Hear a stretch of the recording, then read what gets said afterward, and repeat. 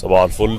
كان المفروض نسافر النهارده بس للاسف ما سافرناش. كان عندي صحيان بدري كده بعد كنت نايم متاخر، فالساعه جت 9 الصبح كده او 10، كنت خلاص نايم بتقفل وهطلع على الطريق وارجع على الطريق واتحرك من مكان لمكان في القاهره. كمان الموضوع ما كانش هيبقى احسن حاجه.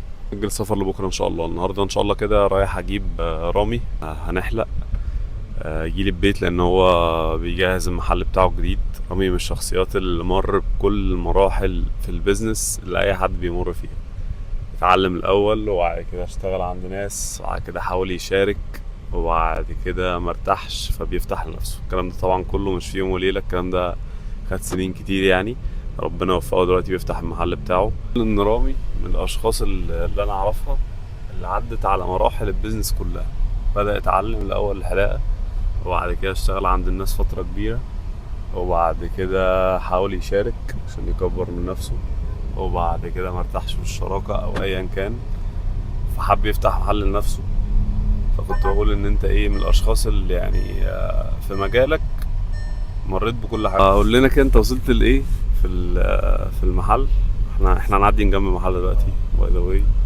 والله هو قبل ما ابدا الفيديو كان بيقول لي الموضوع بايخ الموضوع بدأ يبوخ بصراحة وزهق. انت بقالك شهر كده. بقالي شهر وتعبت بصراحة يعني. تعبت من كتر يعني كل يوم ضغوطات. يعني انا نفسي بقى اصحى خلاص بقى مبقاش فيه ضغوطات والمكان الحمد لله خلص ومش عارف فاللي هو كل شوية ضغوطات. اصحى من النوم احنا عايزين مش عارف ايه ناقص من المكان، مش عارف الصناعية يتسرق من المكان، مش الصناعية عارف في والله حوارات. بس الحمد لله طبعا يعني ان هو كل حاجه بتتيسر من عند ربنا وماشيه الحمد لله. الحمد لله.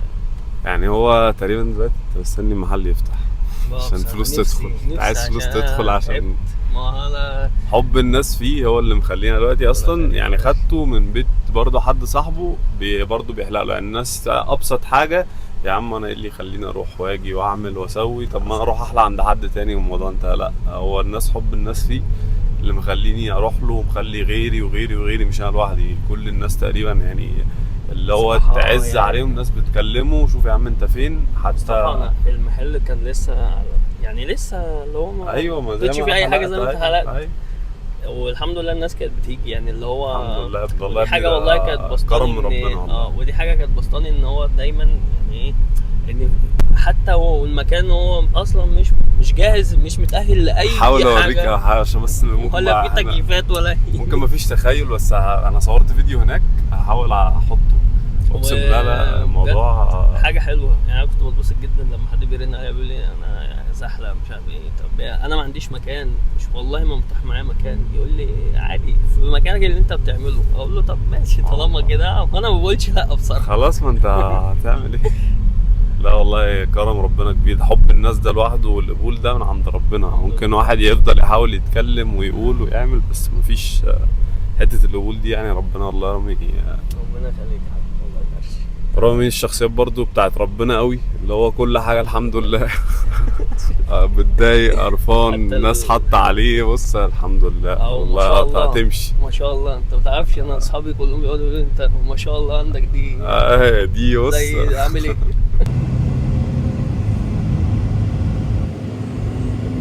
بعد كده هبدأ اشتغل على حاجتين النهارده مهمين قوي. هو البراندنج بتاع الشركة، شركة مصطفى شريف للتجارة والهندسة. هبدأ اشتغل على البراندنج واشتغل على الويب سايت. ليه اشتغل على شركة تجارة وهندسة اعمل لها ويب سايت او براندنج او كده؟ عشان انا هو ده اللي انا عايز اضيفه للسوق.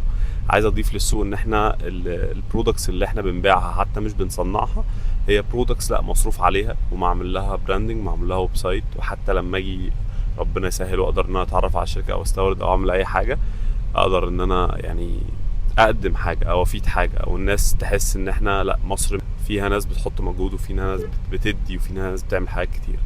فده الهدف كله ان انا اعمل الويب سايت وبراندنج. مع اني ممكن اعمل بيج على الفيسبوك ولوجو اي والموضوع انتهى، بس مش ده الهدف. الهدف ان احنا نضيف حاجة حقيقية في الصناعة بتاعة الفلتريشن سولوشنز. انا هبدا ان شاء الله بالفلتريشن سولوشنز. طبعا لو في قطعه غيار او حاجه المركز اللي انا بورد له او المكان اللي بورد له محتاجها وانا لقيتها قدامي اكيد هشتغل فيها. انا تجاره وهندسه مش تجاره فلاتر، تجاره وهندسه، ففليكسبل جدا في الموضوع ده. بس الهدف في دماغي هو الفلتريشن سولوشن. ان شاء الله ربنا يوفقني واقدر اضيف للاندستري دي في مصر، وان شاء الله ننتقل لحاجه اكبر ان شاء الله في خلال ال3 سنين الجايين باذن الله. دلوقتي انا هتغدى وهعمل ايه بقى، وهبدا اشتغل على الحاجات اللي قلت لكم عليها، الويب سايت بتاع شركه مصطفى الشيخ للتجاره والهندسه، والبراندنج بتاع الشركه باذن الله يطلعوا كويسين. هستخدم كلود كود وفيرسل عشان اعمل الويب سايت، وهستخدم كلود ديزاين عشان اشتغل على البراندنج. طبعا هفتح بنترست وفي بلاتفورم تانية شبه بنترست كده ليها علاقة بالويب ديزاين او البراندنج عموما، برضو ناسي اسمها دلوقتي بس هفتحها، هبقى احط لكم السكرين شوت بتاعتها في الفيديو. هجيت انسبايرد كده من الشركات بره مصر وحوالين العالم في المجال ده، وان شاء الله كده نعمل حاجة كويسة. ممكن اوريها لكم في فيديو بكرة او بعده، ده اول حاجة خلصتها ان شاء الله يعني.